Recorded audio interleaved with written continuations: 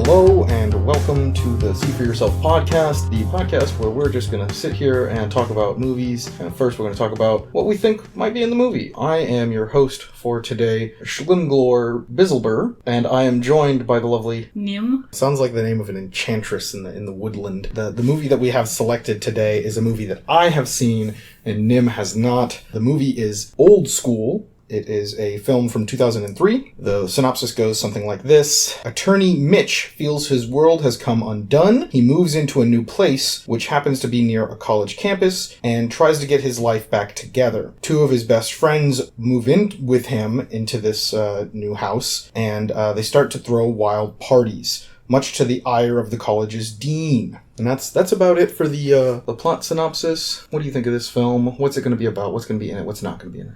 I feel like it's just going to be, what the fuck is his name? The main guy. We have Juliette Lewis. Don't know who the fuck that is. Okay.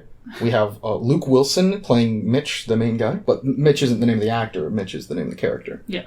Probably Luke just working on being cool again. And then he's like actively trying to start parties that these college kids are trying to join, and specifically doing so just to feel young again. And a lot of it, he just ends up realizing, I don't need this. I'm a good, fun person regardless. I don't have to feel like I'm in college again. So you think that Mitch is like too old for college? No one's really too old for college. Anyone can go to college at any point. Sure. I feel like he's going to feel like he is too old for college, or he feels like he is too old in general. It does seem like he just bought the house and it happens to be near a college campus. Like he didn't do it intentionally. Yeah. But seeing all the young people around, he's like, I miss being young. And then he goes back and tries to be young again. So do you think he'll actually go to college in this, or no? When you initially were talking about him moving to a place next to the college campus, I thought maybe he'd try to join and then try to get in with the cool kids. But I think now that it's more of him just like pretending he goes to this college and just being like, I'm a fellow student like you guys. Hello, fellow kids. Yeah, hello, fellow kids. And then just trying to join in on the shenanigans, or like actively try to get them to join him in his shenanigans. Do you think maybe he'll be like the kids will notice that he's not in college and think that's cool, and they'll like look to him for like guidance, and he'll just be like, no, I'm like trying to be like you, but they're trying to be like him, so like back and forth thing? Or is it all just going to be the kids like, oh, this cool stranger who just started school here or something, they're cool and like shaking things up, and we're looking up to him, and he's just trying to fake it the whole time? I think it's the trying to fake it the whole time. I feel like it would be funnier to just like have them like, nah, he's just some dude, but he's cool, I guess. Or like have majority of the movie of him trying to get in with these kids and they're like, you don't even fucking go here. But I feel like the movie is going to be more of, yeah, I'm pretty sure I've seen you around, maybe. Will he have to earn their respect, or is having a like party pad enough to earn their respect on its own? I think it's probably going to be presented in the movie as having a party pad is going to be enough for respect. Majority of movies with college students, and it's specifically centered around parties and stuff like that, it doesn't fucking matter what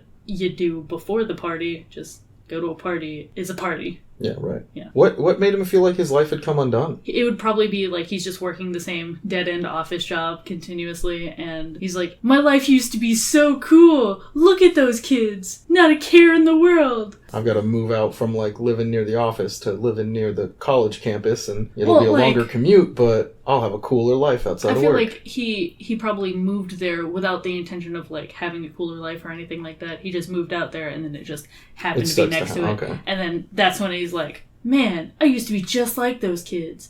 I miss those days. That's interesting, because in the one way of it, like if he did actively choose, like, I'm going to move out here and I'm picking this particular area to live in because I want to be cool and I want to be like around the kids and everything, he's an active protagonist. He's making choices to fix his problems. But if he just happens to be moving anyways, and he moves out there and his life starts to change, and he also feels like his life is in a dead-end sort of spot, or has come undone, or whatever they said, then he's not an active protagonist. He's sort of passively, these things are just happening around him. Yeah. Typically, when you're writing a story, you want like your protagonist to be making active choices. In a comedy, doesn't really matter, right? At least starting out, he doesn't really need to have active choices. Like moving out into this thing. He doesn't have to actively like, man, I want to be young. I'm going to move closer to this college just so I can feel young again. Once it gets to the point that he's like seeing these college students act like fucking idiot college students, then actively doing stuff and being protagonist. What about his friends? It says that his two best friends move out there or come out there and start partying. I feel like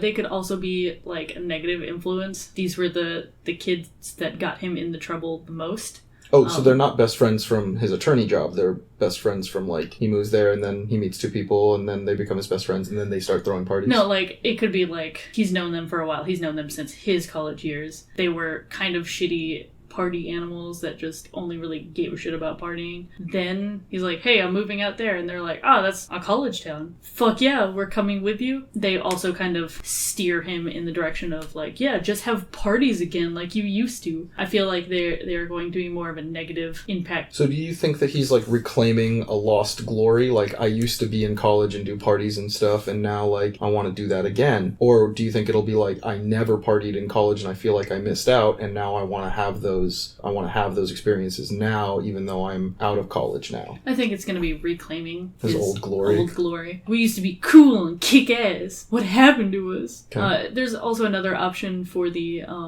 best friends. They are equally fucking losers in the I'm too old to party sense. One has like a wife and kids, and they're like, man, they're just like all sitting on the porch having a beer, and they're seeing these college kids going buck wild, and they're like, man, remember when we used to do that? So I'm either or on the best friends, whether they're good or bad or just like there as well. The name of the movie is Old School. Does that conjure anything in your mind, that phrase, old school? The old school of doing things for them. These crazy parties that they used to have. They wish things would go back to the way they were back in old school. Sure, sort of that back in my day, we would party hard and you guys are partying like wimps. Yeah. And that kind of thing? Yeah. Do you think there'll be like any specific examples of that mentality in the film? Like anything that you can think of that you're like, this is something like an old school person would say or do? Toga parties? I feel like those were like, it's like Party Animal or Wild Animal or some shit like that movie. Animal House? Animal House, yes. I knew Animal was in the name. I know they had a toga party and there's been a couple different college movies that are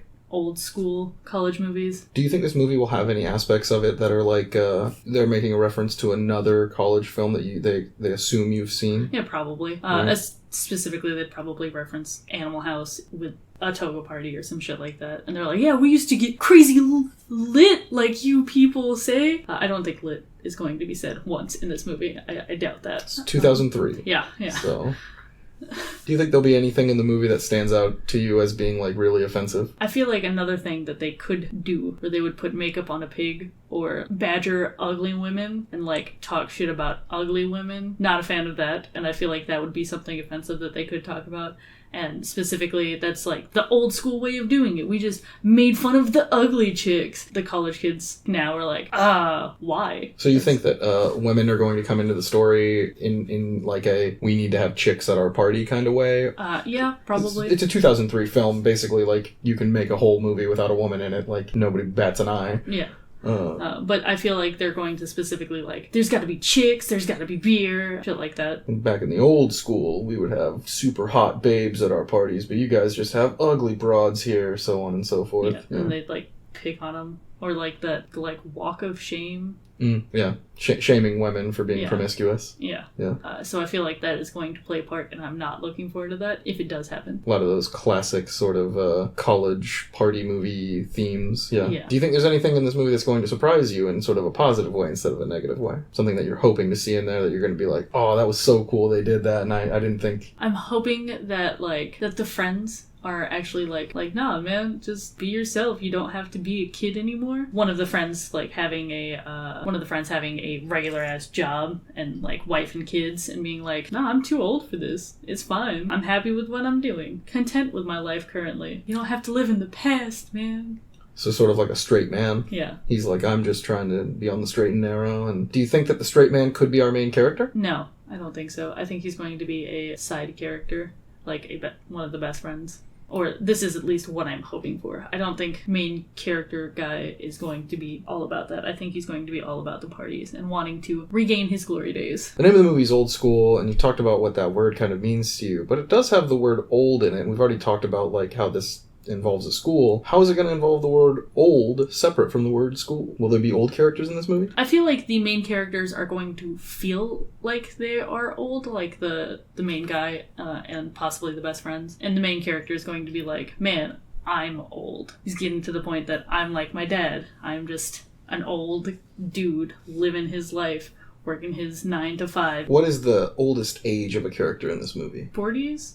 Okay. Mid to late 40s, okay. Early 50s maybe. All right, well, I think that's about all that I could ask for anybody to give me leading into a movie like this. Is there anything you'd like to say before we cut to the film? I am excited to watch the movie. Yes, we'll cut to the movie now.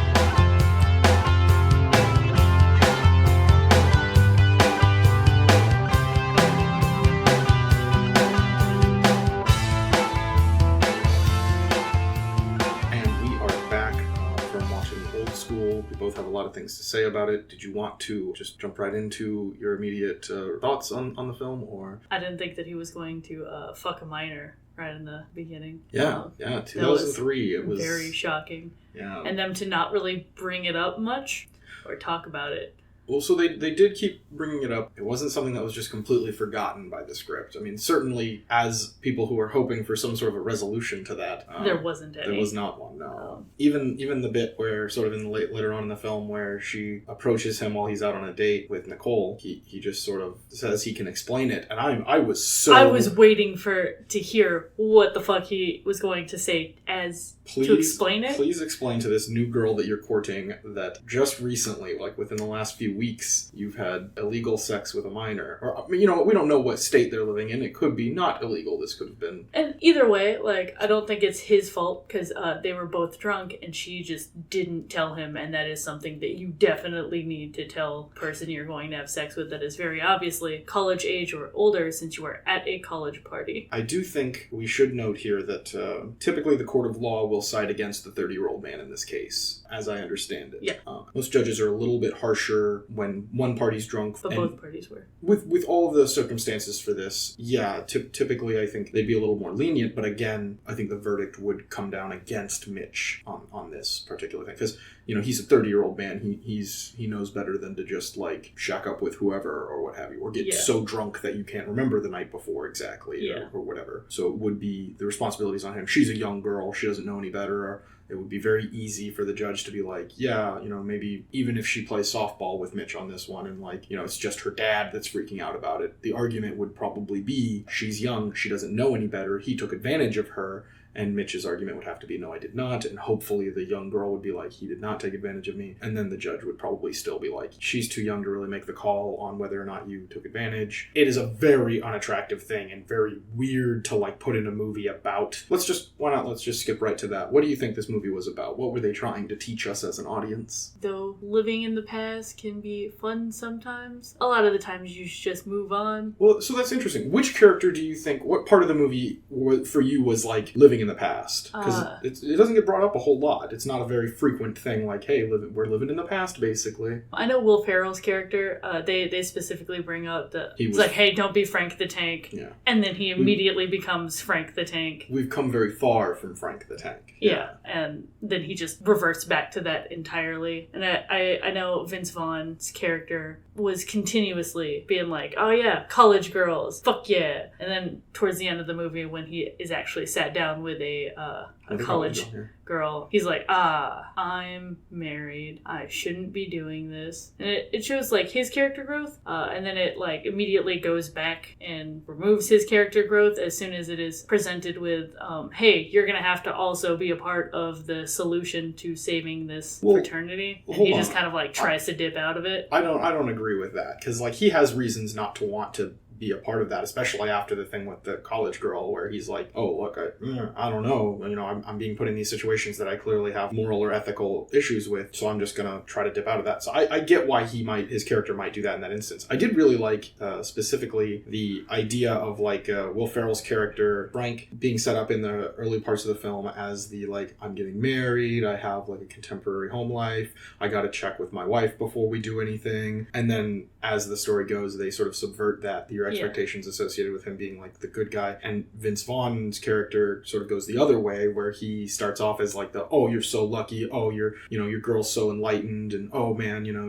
your sex life must have been crazy with her, all this other stuff. And then at the end, for him to sort of like be presented with the opportunity and then refuse it. There were a lot of moments in the movie where characters toe that line between cheating and not cheating. I know that there was specifically a scene where Will Ferrell is becoming Frank the Tank for the first time, and he licks that lady's face. Yeah. And then later Vince Vaughn like kisses the girl when she goes in to kiss him. I think she kisses him. I don't remember him like leaning into it or anything like that. Him just staying there and then backing away immediately.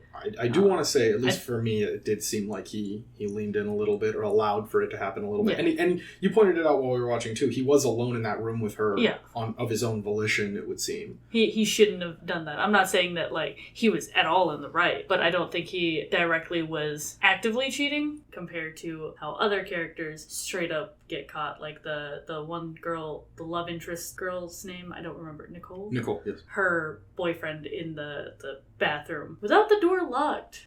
Anyone could have just fucking walked in, including his girlfriend. Or the children. Yeah, or the children. And he is straight almost about to fuck this very young server. With her sort of her shirt was, her blouse was undone and everything, So. Yeah, they were about to get busy with it. That entire thing was very frustrating too. Hey, don't be a girl and tell my wife. So let's talk about that. There's a lot. This is probably the part of this movie that makes me so interested to talk about it. Let's talk about cheating in movies. This movie has a really interesting, the main character guy gets cheated on, and his future love interest also gets cheated on. A lot of times movies sort of handle it this way. The guy who wants the girl, he sort of pines for her for some amount of time, but in order to create drama, we have a situation where she's seeing somebody else and cannot date him. And instead of like being respectful and sort of giving them their space to have their relationship and figure it out, because that's not terribly interesting, right? He has to discover that the guy's actually a scumbag in some way. He's talking about banging it out with hookers or something or other, you know. This happens a lot in a lot of those rom-com type movies. And this is not a rom-com, this is a comedy film. So you kind of have a wider berth on how to handle this a little bit. It sort of just handles it in the contemporary rom-com kind of way. Oh, you caught me cheating, dude. You gotta be cool about this. Don't tell my girl. Okay, I won't tell your girl. And I don't think that either of those things need to happen, especially since his character was cheated on. He shouldn't have any dilemma of, man, I shouldn't tell her, because he knows how it feels to be cheated on, and that feeling sucks. That is a big portion of like how they even like really got reintroduced, was him being drunk at Frank's wedding, and he is super upset, ends up spilling her coffee all over her. So that's not great, in my opinion. Well, let's talk about the initial cheating. Like the initial cheating scene is also, it's sort of telling, right? Because like, what's the difference between these two scenes in terms of how they work in the film? Because the cheating scene for the girl getting cheated on, that happens about midway into the film, whereas when the guy gets cheated on, it's sort of our inciting incident for the film. Yeah. Right? Like the guy gets an inciting incident where he goes on this like self-reaffirming journey where he learns about himself and has all these adventures and does all these things and grows and changes and becomes a new man. And the girl gets cheated on and she just gets to date the guy, I guess, now. Not a fan of that. I also don't like how they end up together in the end, where she just shows up and is like, yeah, you're right, he cheated on me. And there was no like... It didn't show it. It didn't show it or anything like that. Which, if they didn't want to show it, that's fine. They didn't even have to bring her back in. And immediately, we're kind of directed to, like, how could we fix this, right? And I think it would be very easy to have, like, maybe midway into the movie, she gets cheated on, and he's like, hey, I'm gonna try to make a move on you. And she's like, no, like, I just got cheated on. I gotta figure this out. And then she goes on a journey, and maybe sort of in the background, maybe we don't follow her, but maybe in the background we see there's this female fraternity popping up out of nowhere, and they're causing all kinds of problems. Maybe they save the male fraternity in the end, and it's like, whoa, who are you guys? And it's like, I, Nicole, started this. I'm the godmother of this sorority. It's crazy and it's silly and it's fun. And then also that would lead into a pretty cool sequel to this film where we could follow like Nicole's journey on this, and that'd be kind of fun and interesting. They could have also have done it at the gymnasium event, that last event where she's like there and is like supported, like, yeah, you were right, and I decided to be here to support you. And they could have worked that in a little better, and I feel like that would have been a better placement than right at the very end and her just showing up while he's moving out like, so he cheated. So are we gonna fuck in this fraternity or what? Yeah. I'm not a fan of how they just in general handled that. The sexualization for women in this movie is not great at all. Yeah.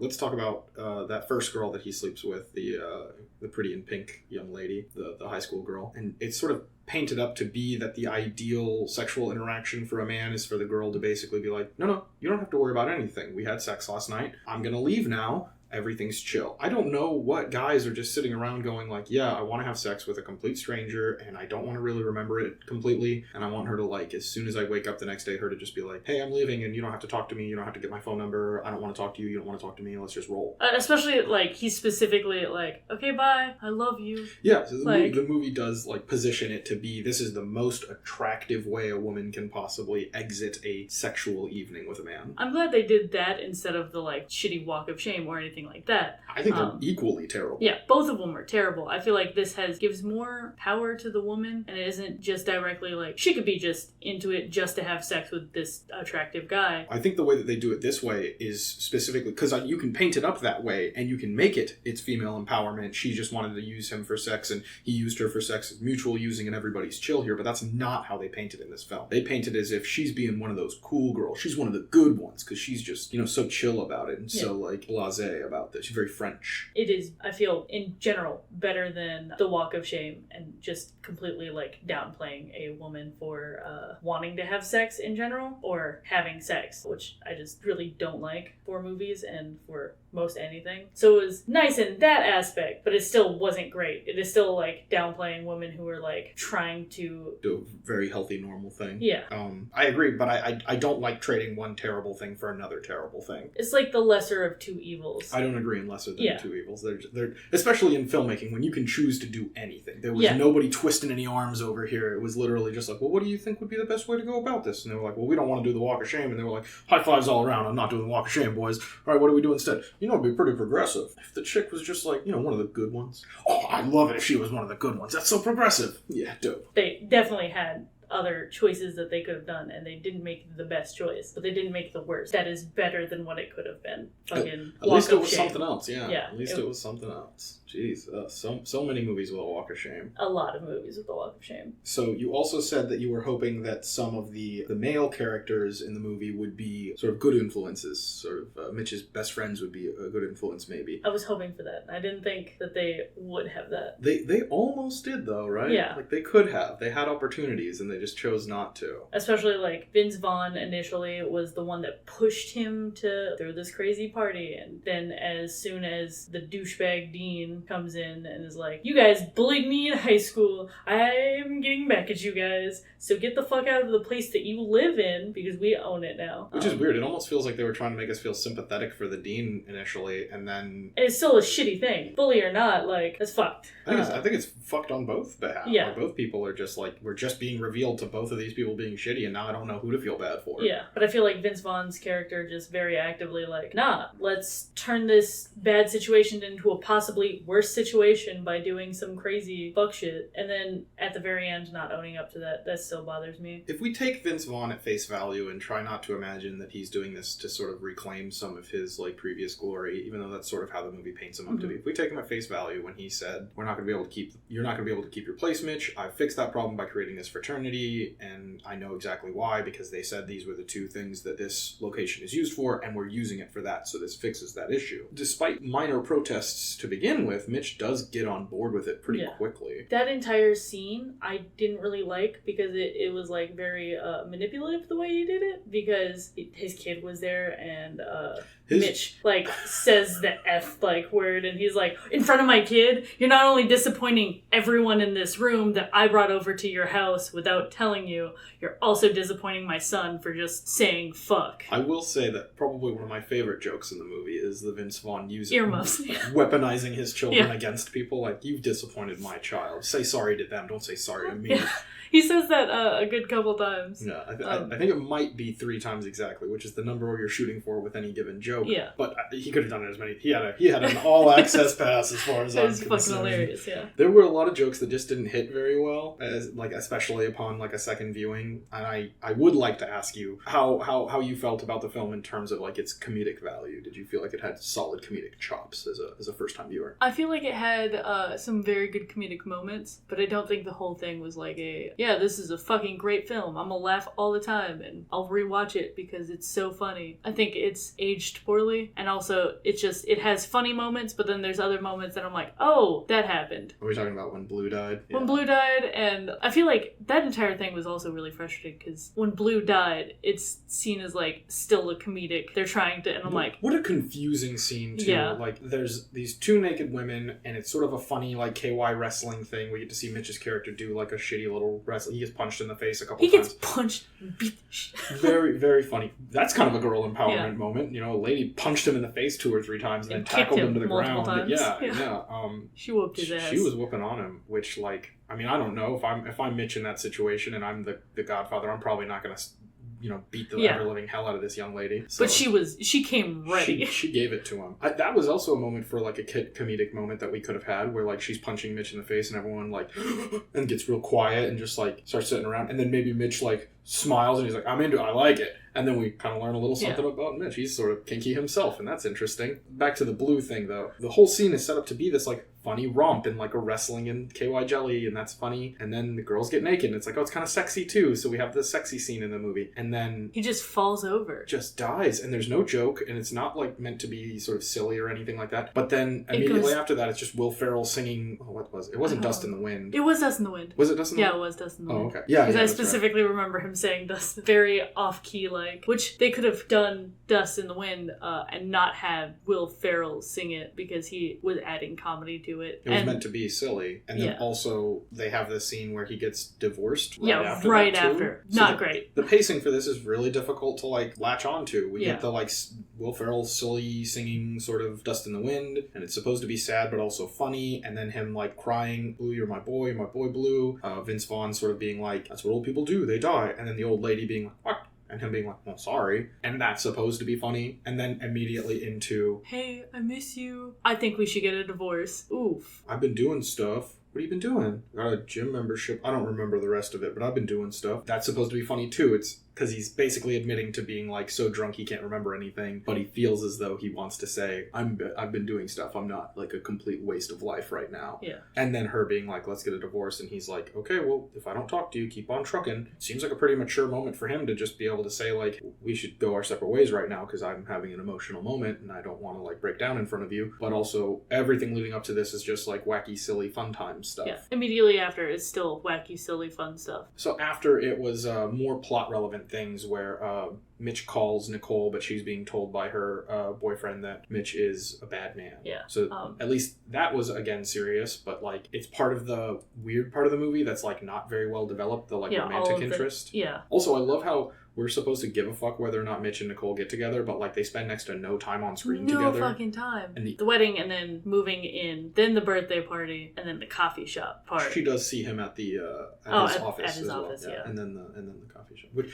was crazy that the kids showed up and they were like, it's an emergency. The KY's coming in smaller containers than we were expecting. How is this an emergency, guys? Come on. Like, they're old enough to know what a job is and what, like, you're not supposed to be showing up here. You guys are, like, somewhere between 19 and your mid-20s. Like, you gotta know, you know? Yeah, there's no way they don't have a job. And especially an office building. If everyone that works there is in, like, a suit and tie, maybe don't just start talking about how KY jelly lubricant is coming in a small container. You guys need large tubs of it. I didn't like how the movie sort of handled sort of the separation between, like, work and home life stuff. Mm-hmm. They're separate up until he needs his coworkers. Yeah. And I don't like that rhetoric at all. You should be able to talk to people at work about, like, yeah, when I go home, I go dirt biking. Yeah. If it were dirt biking, nobody would bat an eye. But because it's KY jelly wrestling, which is as benign as dirt biking. It's not even that he doesn't want to talk to his coworkers about that. It's his coworker was trying to, like, hey, I want to be a part of this thing that you got going on outside of here. Because my life at home sucks. Can I please be a part of it? And he just, no, my life outside of work, totally different. Fuck you. Stay out of this. Not cool. Also, his weird, like, comeuppance moment at the end of the film when he's, like, telling the guys, like, hey, print these off and go, like, you guys are going to get into the fraternity if you help me with this stuff. And then the boss shows up and he's like, are you doing your job? And he just starts yelling at his boss, basically. Where did this come from? Like, where's the animosity with his boss? Like, out of nowhere. Because they show that they're generally on good terms. Even after, like, the one guy, like, in a ploy to try to get into the fraternity is like, I heard you fucked our boss's daughter who is under 18. That's not cool. For that same guy to be used later, like, hey, if you want in the fraternity, you guys are gonna do this stuff. So I feel like there should be animosity between the boss and him, coming from him because he feels guilty about fucking his underage daughter. It doesn't show that anywhere else in the movie. I feel like I would, if I felt like the boss might know, because at this point somebody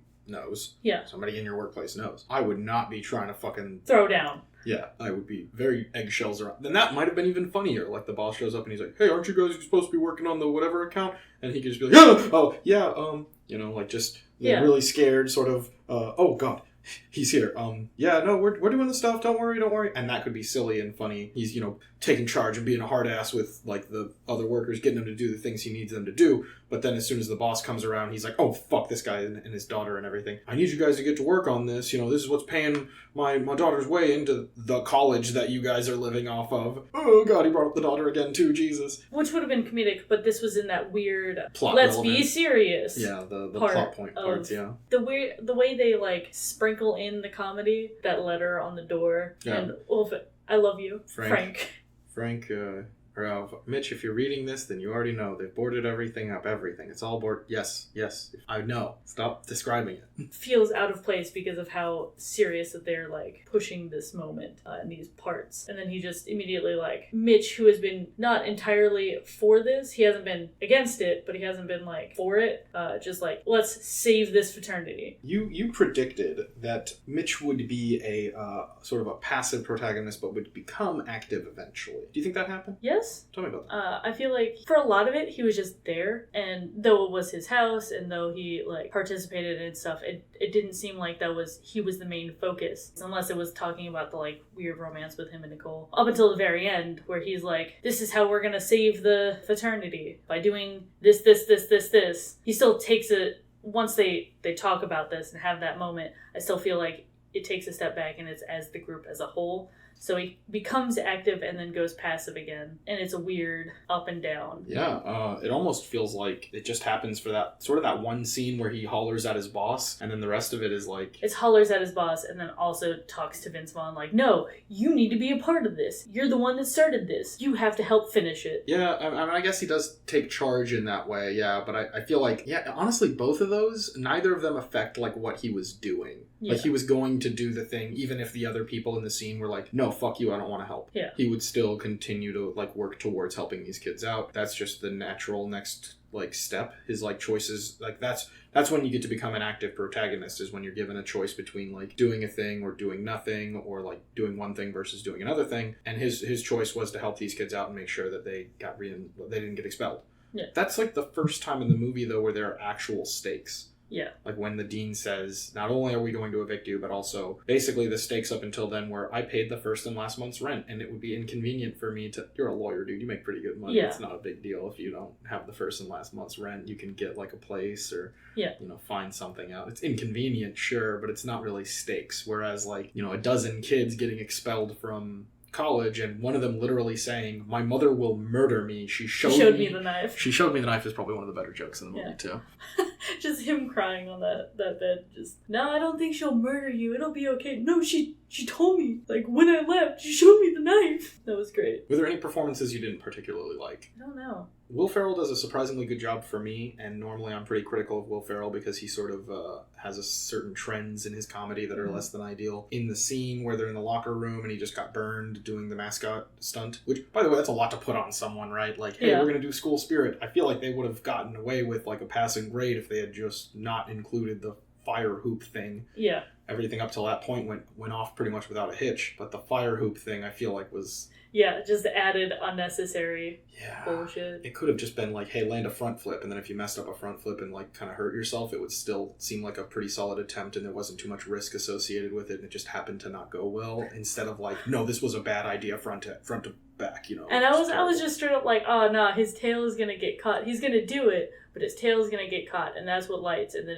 he somehow quickly catches. But no, he just like fucking slams into the goddamn hoop. Almost immediately, like right, bam. Right out the gate, just jumps, slam. He touches the fire and becomes immediately totally engulfed.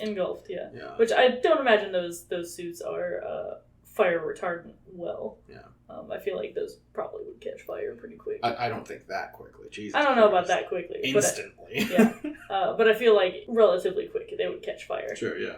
It's just made out of like very flammable stuff. But so Will Ferrell in that scene when they're in the locker room and they're talking about like what they're going to do next and everything, and he starts going on about composure. We have to maintain our composure. We have to keep it together. And he starts like yelling and like just yelling composure over and over again and slamming his hands up against things and whatnot. That's when, for me, I'm like, this is bad Will Ferrell acting. He didn't have any jokes written for this. Nobody gave him anything. And they were just like, yeah, you just do whatever you think will be kind of funny. And he was like, oh, if I yell really loud, that'll be funny, right? That's usually his humor. Get louder. I get it. You don't have anything. They're kind of asking you for something on the spot. I understand. It's just, I don't think it's particularly good. I don't know why they left it in the movie. They could have just cut the scene there and like it would have been fine. There were plenty of things that were cut from this movie that didn't need to be cut. And I'm not saying that they filmed anything for it. I'm just saying whoever was making the decisions, calling the shots, said, we don't need to show like what the boyfriend does in order for her to... Actually, I'm not saying this happened, but what if she was lying at the end there? Nothing actually happened with her and her boyfriend. She just made that up because she wanted to be with Mitch. I don't know. We didn't see anything. We have no idea. No way of knowing. Yeah, she just shows up and says like, yeah, you were right. That's all she says. The daughter? What about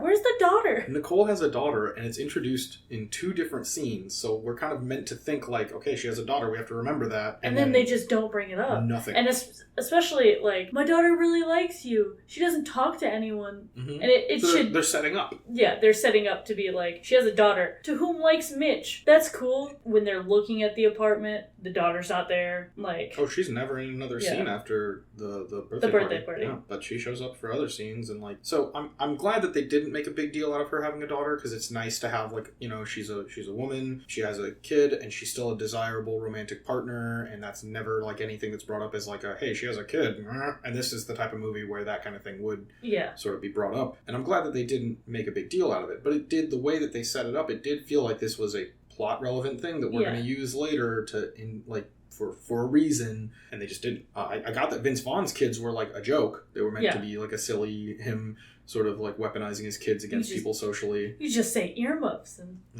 say earmuffs. Don't apologize to me. Apologize to my kids. Like, it's funny and it's well done and that's good. But I didn't ever get that indication from Nicole's kid. Yeah, Nicole's kid seems like a plot device, not a comedic relief. Yeah, and like a pretty serious reflection of like what it would be like to find a woman attractive and her have a kid, and like, you know. And he handled that like well. It wasn't like how I imagined the movie would go. You have a kid, cool. But it was like, hey, how are you? And treating her like an actual person and respecting her as a child. Yeah, so that's one thing this movie does weirdly well, where it handles the different like spectrums of age very respectfully. I don't feel like they doted on Blue. They certainly singled him out for favoritism. That's about it. They were very nice to him. They bring it up several times. Blue is the most committed. Yeah, he won't stop talking. He won't stop talking about it, and then just like, Blue, are you sure you want to do this? Ring the bell, pussy, or whatever he says. He calls him a pansy, but pansy, yeah. Now, pansy's sort of an older term, too, so I think they picked the right one. Yeah. Pussy is like, for older people, pussy is like really risque. Pansy is like the appropriate term. Yeah. Yeah, I liked Blue's character. I liked how they handled him pretty well, all the way up until his death. I thought that was less than ideal. Yeah. You know, they handled having an old person on the cast. You did predict that there would be no one over the age of 50, and Blue is 89. He is an older fella. Yeah. I didn't think there would be, mainly because they specifically talk about how he's not even in the college. They talk about it at least 2 different times. Like, with the dean specifically, and when he's like, dude, he's not even... I'm not gonna lie, I felt like when I asked that question, like, the movie's named Old School, who's gonna be the oldest person here? That would have been I would have been revealing my hand way too much there, and you would have been like, well, it's gotta be pretty old, right? Like, I don't know, 70, and, like, maybe pick something kind of a little higher. But you said 50. That's pretty low. Well, yeah, because I didn't... Again, anyone can go to college at whatever age. Who really cares? But I think with his character specifically, he wasn't going to college. Nope. He had no reason to be there other than because, yeah, fuck it. I'm an old man. Why the fuck not? I really wish this movie, like, focused in more on the characters, because a lot of those movies, you talked about Animal House, when we were making predictions, and how that might be required viewing for this, because they might be referencing some of that. I don't think they did that too much, and we might have to watch Animal House in order to, like, you know. Really, like... Yeah, really dive in on that. I don't think it was required viewing, and the difference being between Animal House and this movie, though, and especially a lot of those movies made back in Animal House days, is a lot of the sort of side characters in those movies were very eccentric and interesting, and they would sort of have their own little thing that they would do, or their own little moments that they would have, their big moments. And really, the character with the biggest, like, individual moments was Wincy, the sort of larger one of the group, and then Blue. Those were the 2 characters who got the biggest moments. The rest of them were kind of just like there. I think they were side characters. Yeah, like Spanish is one of the... They call him Spanish as like a racial sort of thing for no reason. He shows up a lot but doesn't have a character all his own. Yeah, that's the one that works at Red Lobster, right? Yes, yeah. You already work at Red Lobster, but that's part-time, you asshole. That's the only bit of character that you really see of him. He is always there. You see him constantly. That is his only... Like, the guy, whenever... Winston? I thought it was Wincy. The guy that Wincy shows up with the KY jelly to Mitch's work, mm-hmm. He's always there. I don't even know his name.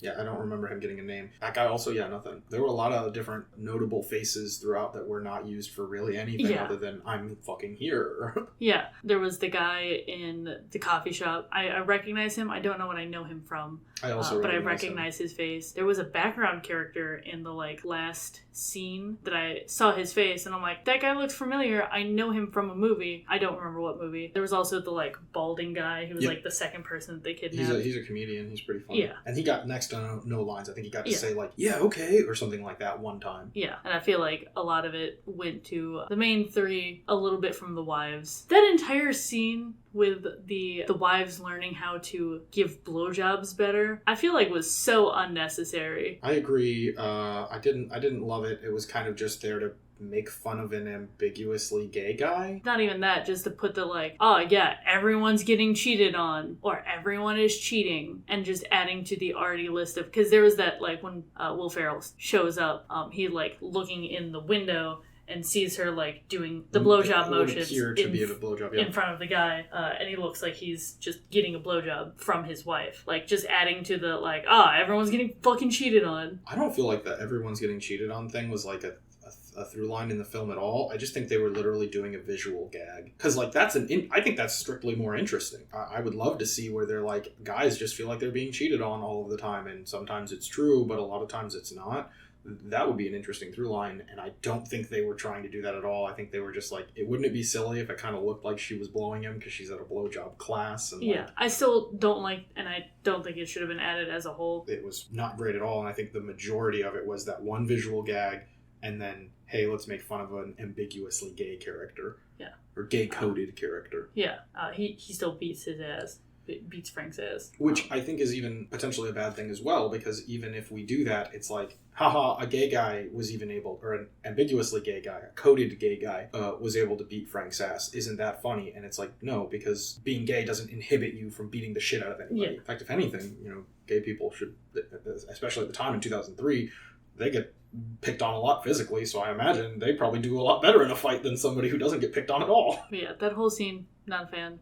Didn't like that. Shouldn't have been there. Feel like they could have cut that out. And that was just before the KY jelly stuff, if I remember correctly. I don't remember. Because that's the last time him and his wife directly interact, up until Blue dying. And she, like, starts with, I'm sorry I forgot to call you on your birthday. And he's like, my birthday? So I don't know that it could have been before the KY thing, or it could have been before the birthday thing, or maybe it was before both. I think it was before the birthday thing, because after the birthday he tries calling her. Yeah, maybe. I'm not sure, but that there was another aspect of the birthday scene that was really weird, though. He has that fantasy about her, and like, this is the best day ever, and he's like, yeah, me too, and then they kiss and stuff. And it seems like he's going to go back, and he's like, I'm gonna get straight. I'm gonna go to AA, and I'm gonna be a better husband to you, which I feel like could have been better. They could have done that, and it would have been a lot better instead of him just like, nah, I'm just gonna continue being, haha, crazy me. There didn't really seem to be any moment of like big growth for him at all. It was just sort of like this started on a high point for him, and then an immediate downward spiral, like constantly. He just constantly got worse. And let's not call it a downward spiral. Maybe it's just like a lateral sort of move, because he doesn't seem to be getting less happy as the movie goes on. It's just there's clearly some sort of like a disconnect inside of him where he wants to be married to this woman, he wants to be with her, he's so happy with her, but he also like has all these fantasies about other women, and he wants to be like the cool college shock jock kind of guy. It feels like he's, with being married and everything, it's just him not being true to his real self, and then like that could play into how cool and chill he was when she was like, I think we should get a divorce. There are a lot of scenes in this movie that are sort of what's the word, questionable or problematic, not great, basically. Do you find that any particular specific one was especially harmful? I don't know. I can't like directly think of one. For me, I really, really, really do not like... So there's... It doesn't happen a ton in film, but it's more frequent, like post-2000, I'd say, where they show someone in a therapist's office receiving therapy. And him just kind of... Well, so there's a couple of things. This joke's actually not as bad as other jokes in the movie, and there was some pretty good potential here, and I think it was handled pretty well. But it does further the stereotype of, you go to a therapist. You're not going because you need to go. You're going there because your wife's making you. And, you're going to go there and you're going to they're going to tell you to just, you can talk freely here. You're safe. And then you're going to say the things you want to say. And then everyone's going to judge you. Belittled for it. And that's inappropriate, right? Because, any therapist, any real therapist would hear a guy saying, hey, I got married and I feel weird because I'm supposed to be different, but I'm not any different. And I keep having these thoughts about, women's panties and what they look like, and I'm very interested in that.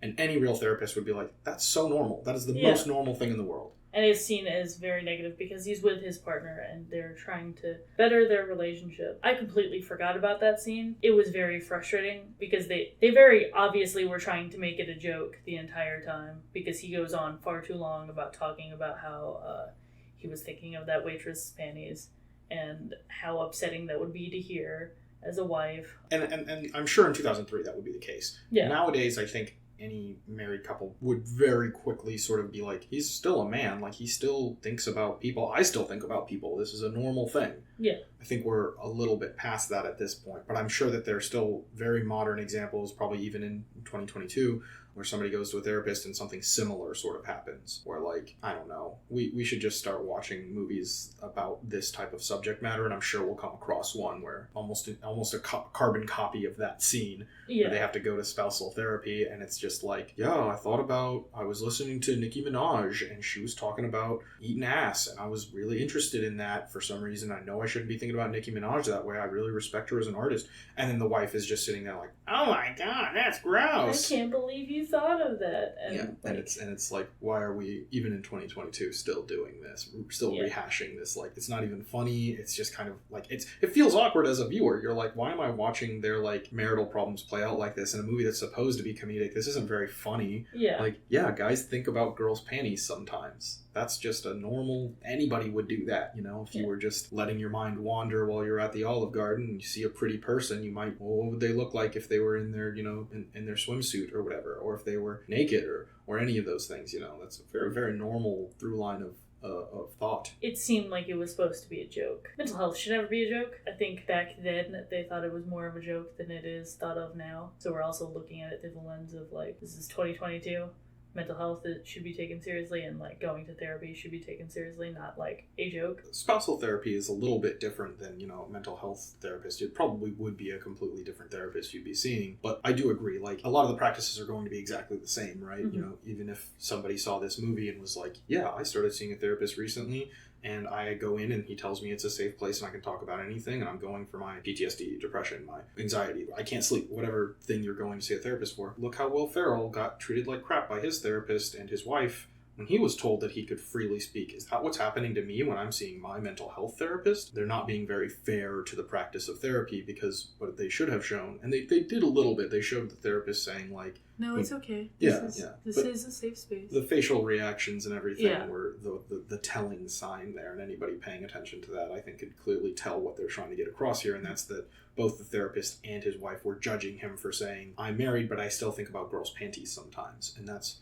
the most normal thing in the world. Yeah, I was going to say, I do like that they end with him saying that he was just in a, being vaguely single, and now he's, like, settled down, and he's just not used to that transition. But the way they said it, it was still very much a jokey thing of, like, I just didn't think I was ever going to be having sex with one woman. Which is him quoting Vince Vaughn. Yeah. Like Vince Vaughn's character brings that up at the wedding, and he's like, thought about this. He's basically admitting that Vince Vaughn made him think about this, basically. Because I think that's when Vince Vaughn, right when he said that, that is when Will Ferrell's character actually talks to both Mitch and Vince Vaughn's character.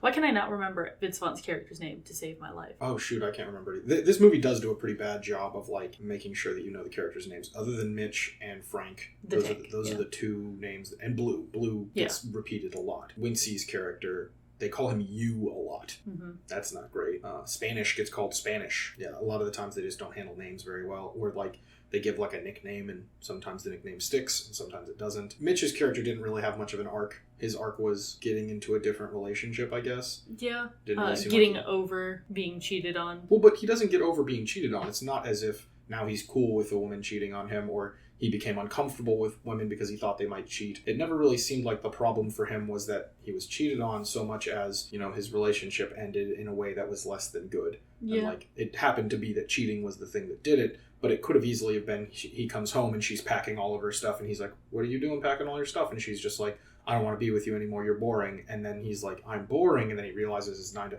Like, what you painted up in your prediction, that could have been the inciting incident. She leaves him because he's boring, and then he realizes, you're right. You predicted that, and it is in the movie. That one guy that wanted to join the fraternity is like, I have a very boring life, I go golfing on Sundays, and I hate golf. That could have been Mitch's character. Yeah. It almost feels like they're sort of lampooning that very common character. Yeah, that could have been... It feels almost like it could have been interchangeable. Listening to you, I realized that they do talk about how he wasn't upset by her cheating in the wedding scene. When Nicole comes up, it's like, I heard what happened. I think it was Nicole? Yeah, Nicole did. Yeah, I couldn't remember if it was Nicole or the Vince Vaughn's wife. But Nicole comes up and it's like, I heard what happened. He's like, it's not even that. It's, we had a dog together. He does talk about the sort of the... He liked having the companionship. He liked the house. He liked, like, having a nice place together, having a dog together, all this stuff. It does sound sort of superficial, like he's talking about. I liked owning things and having a home to come home to that I owned and all these things. Yeah. I guess maybe not a home that you own, but like a place to call your own. It seems like he probably still rents, which is nice to see an older movie where a guy is like 30 and he's still renting, and it's not like, no, I own my own house and several other properties. Especially too. Yeah. Like... Which is the other way with Vince Vaughn's character. Vince Vaughn's character is worth $3.5 million. That the IRS knows of. Yes. I don't know if the movie was trying to tell us, like, yeah, if you're just like a regular humdrum working guy that like owns his own business, you could own 6 different locations and be worth $3.5 million. But if you're a lawyer... And get Snoop Dogg to show up to a random party. It was nice to see Snoop Dogg. He looked beautiful. Gorgeous. Yeah. But the lawyer guy, he's still renting and he's down on his luck and so on and so forth. And it's like, that's a weird thing for the movie to include. I don't know if they were trying to push the idea of like, yeah, just go ahead and open your own ripoff of Radio Shack or something. Yeah. Speaker Store. Yeah. Speaker City. I feel like Vince Vaughn's character's arc was to get over the idea of, well, you're only going to have sex with one more vagina for the rest of your life. And at the end of the movie, he gets offered a second vagina, or another vagina for him to have sex with in his lifetime, and he turns it down. So that's sort of his arc is complete now, I guess. And then I guess Frank's arc was like coming to terms with the fact that he didn't want to be married. He wanted to still be a college guy. Which he sort of wholeheartedly embraces by the end of it. Yeah. He's like got like a little radio show he holds, and he's like still living at the frat house that they open up and everything. He becomes the new godfather, it seems. Yeah, well, he's definitely still there. I don't know like what position he holds exactly. At least it seems like he is one of the head people, because... It feels like that might have been, if we're to look at it in terms of how modern films are, where everything's got to have a fucking sequel or be open up to a sequel later on down the road, it seems like that would be the logical sequel, is now Will Ferrell, who is at the lowest point of all the different characters by the end of the movie.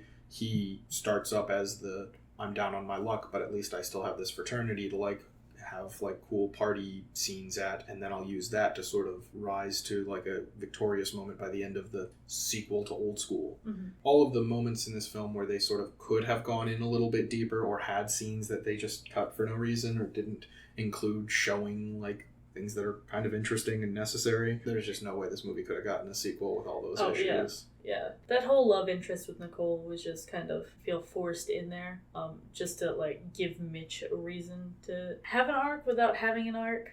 Yeah, because being in a relationship isn't an arc. Yeah, no. But they paint it up to seem like that is an arc. By all means, figure yourself out, and then like... It could have been really cool to talk about, because that's something that is in the movie, but it's not really harped on a whole lot. They call his Heidi, I believe, is the name of his first love interest, the one at the beginning of the film. They call her a whore a couple of times and things, which seems, I don't know, slut-shamey to me, but like, maybe especially not. Vince Vaughn's character was the one that called her a whore. And he's in one of the times, and he was the one that specifically was like, you should be so happy that she's like ready to be so sexually open. Yeah, he seems very sex positive about it to begin with. And then just calls her a whore. Yeah. And I feel like that was partially because, like, yeah, my friend is actually ate up about it. I guess I should. I also think he was being sarcastic when he was saying, like, yeah, that's so good that she's so sexually open. He's kind of trying to, like, maybe make a dig at it or something, or try to make light of it. Make it seem not as bad so he gets over it faster. Yeah, something like that, instead of, like, him honestly saying, oh, God, I would love to have, like, a sexually expressive and sexually open person like that in my love life. Also, they shouldn't have really had much of his wife as much as they did. I feel like they show her often enough that it feels like she should have a bigger role in that the film. She should not only have a bigger role, it just feels weird having her shown as much with how he talks about like wanting to get with somebody else. That car scene where all the wives end up picking up Frank. She's like openly talking about how her husband like doesn't know how to go down on a woman, and I feel like that was just unnecessary for her character. Especially since we don't do anything with that information. Yeah, and it feels like this is a setup that we just didn't use.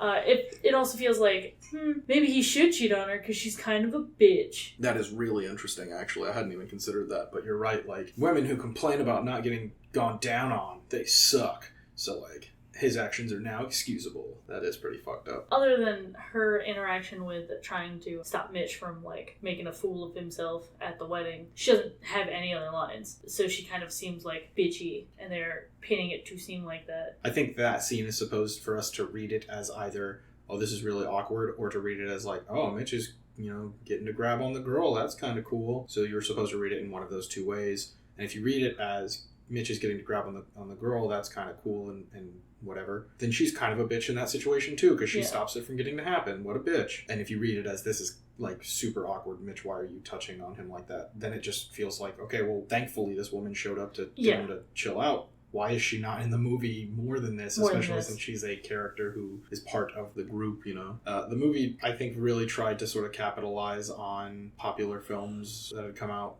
within the last few decades, and just didn't do a great job of it. And I think that the Mitch sort of like having to have a love interest thing and not, maybe his arc could have been him becoming more comfortable with alternative sexual styles or, things like that. Once he's comfortable with that, still confronting her and confronting Heidi about like, I've learned what my sexual interests are now, and I'm like more, sexually aware and whatnot. I'm not as boring as I was, but what you did was still unacceptable. Yeah. Like before, I was just freaking out because it was a sexuality that I wasn't comfortable with. Now I'm freaking out because you lied and you cheated, and that's fucked up. But he seemed pretty comfortable with it initially, before the other people came in, because she was like watching a porno that I'm assuming was like gangbang-esque. Sure.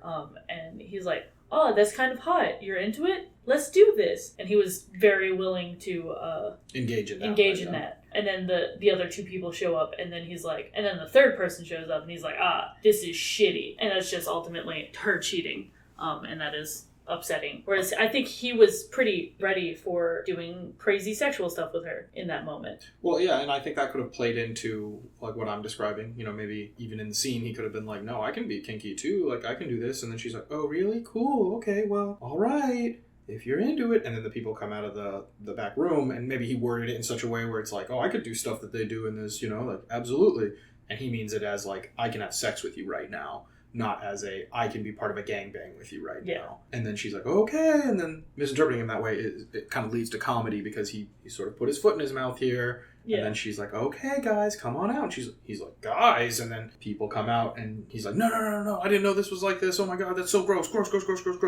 And that could be how that plays out instead. And the rest of the movie is about him trying to learn about his sexuality and trying to like understand that. And that would make a lot of the like sexual, sort of the sexy components of this movie make a lot more sense. Yeah. Because it is like Vince Vaughn's pushing sexuality on him because he knows this is an issue with your sexuality and you not understanding what you're into. And it could have been cool to see, like, you know, yeah, Vince Vaughn's character is like, he thinks that he's sexually interested in all these different things and wanting to do more with his sexual identity, but he's actually not when push comes to shove. And then Frank, who's like, I want to be sexual with people other than my wife, and I don't know how to, like, deal with that exactly now that I'm married. And his journey of, like, becoming single again and getting to be more sexual with people other than his wife. Vince Vaughn and Frank's characters make a lot more sense in this movie I'm creating than they do in the one that we have, where it's basically just Mitch not really learning or growing or changing, but kind of just doing what he has to do and then getting a girlfriend at the end for no reason, basically. Yeah. Also don't like how we don't get to see his romance with Nicole. At all. It's just referenced. It's just, I had a crush on you too. You did? Yeah. Let's not show it. They don't have to show it, but they could talk about it or something like that, or they could give us more scenes where they interact and develop that romance. Because at the office, and he like asks her to dinner. Or was that at the office? No, it was. Yeah. And he calls it a date, and she leans in for that very intimate, like, cheek kiss. Yeah. Yeah. I feel like that was not okay, especially with how... I don't want to put any evil on Nicole, because I know that the movie's sort of painting her up to be a contemporary good woman. Mm-hmm. But, like... Not okay. Not the greatest. Not great, Nicole. Because, like, what happens when, like, she's like, oh, yeah, this is my friend Steve. I knew him in college or whatever after I knew you. And he's like, okay, cool. Steve seems nice. She's like, I'm going out for coffee with Steve. And he has to think, like, wait a second. I was Steve once. And now this whole problem happens again. Specifically because her partner was actively cheating on her, which she didn't know. Having that moment very intimate with Mitch right before it kind of blows up in his face, and he should have told her that, like, boyfriend's cheating, and right then. I feel like it was just really awkward and out of place. I feel like they tried adding the romance there between them, and that was the only spot. And it was such a weird spot, yeah. I think they just didn't want to spend any time on the Nicole thing, and they just had to, because the studio is just like, well, we have to have something for Mitch to do, or whatever, or some kind of a romance angle for this, you know? The other guys are already married, or whatever. And it's like, no, we could just not. You just not. Yeah. The thing he could be learning could be something else entirely, or whatever. There's also so many good opportunities for dong. No dong in this movie. No dong. Distinct lack of dong. But I feel like that goes into... This was very much a guy's movie. Guys don't want to see penises. Yeah, I just think, like, there could have been even some funny scenes where that could have happened, you know? Like, specifically the cinderblock scene. The cinderblock scene, or the blue wrestling scene, that could have had something in there. Even Will Ferrell's, like, streaking scene. Come on, where's the Will Ferrell dong? But that's generally a thing with most movies, where it is okay to show women topless, but it is not okay to show men... Bottomless. Yeah. Even showing Will Ferrell's ass, I think at the time, was probably like a lot. Very risque. Yeah. I also want to point out that, like you said earlier, with the when he catches the other guy cheating. Yeah, he's fully clothed. The guy's fully clothed. The girl's like sort of got her blouse undone, and she's showing some cleavage and whatnot. But he like accosts him about how it would be feminine of him to admit that this happens. And then at the end of the movie, probably one of the most feminine things, like feminine coded things that you can do, the little like ribbon dancing thing. Why does Will Ferrell do that? Yeah. Why not have Mitch do that? And that way it could be like a... Because Will Ferrell's funny. And that's a comedy moment for that. Yeah. Even though that's a very serious competitive sport. Which it could have been great for Mitch specifically, because Mitch didn't have anything to do with any of the ending bits. Yeah, Vince Vaughn cheated on the test. All of them cheated on the test. Well, they all did cheat, but Vince Vaughn did the speaking for it. So he would be the big perpetrator, and the rest of them are just sort of taking advantage. Frank did the debate, and then also he was the mascot, and then also he was the ribbon dancer. Yeah, and Wincy did the vault. Everyone did the dance for the school spirit. Yeah, and Vince Vaughn's character did the rings. They didn't have anything for Mitch in the end. He seems like the main character, like he is supposed to be the main character, but they just very much ignore that and don't show that. I think Frank might have been the main character, now that I'm thinking about it. Yeah. He had way more stuff to do. His storyline is a lot more involved. He changes a lot over the course of the film. But it's still painted to be like Mitch is the main character. He is the godfather. He's the one that fixes everything. He's definitely the protagonist. He's definitely the guy that we're supposed to be looking at and wanting to be. So it's kind of frustrating that in the end, like, not only did he not grow as much as a character throughout the film, but he also did the least. I will say, despite all of the drinking in the movie, this movie handles drinking pretty well in that most times drinking is like occurring, it's seen as bad. Yeah. Like when Frank is drinking, he drinks too much and then his wife gets mad at him for streaking, all that stuff. When Mitch drank too much and accidentally slept with a girl he shouldn't have. I know that he drinks a PBR when he's working on the car, and that's probably like, or not a PBR, I think it was literally, I think it said old something, so it might have said old school on the can, and they just made a prop can for the thing. That's kind of funny. Or it could have been one of those beers that are just like local to a certain area or something that I'm not aware of. I think the only other scene that I can remember drinking happening is when Blue dies. When Mitch is doing wrestling, Frank pours like a beer in his mouth. And that's about it. Yeah, that's true. And somebody died in that instance, so definitely sort of seen as not as good. So the movie did handle drinking a little bit more appropriately than most of these types of movies do, where the drinking happens and then the characters get superpowers basically for drinking, or they become super cool for drinking, or, all these different things happen in these types of movies a lot. And in this one, almost every time they drink, like, something bad immediately happens that's sort of handled kind of seriously, like, that's bad that happened. We are sort of coming up on time here. Is there anything that you would feel remiss if we did not talk about it? You feel like we might be missing out on something special and important to speak on? I think we got all of it. All right, well, good hustle out there, team. Everybody did a solid job. Drop in, give me 20, all that good, happy stuff. Oh, God. Yeah. Please no. Thanks for coming. Yeah, thanks for having me.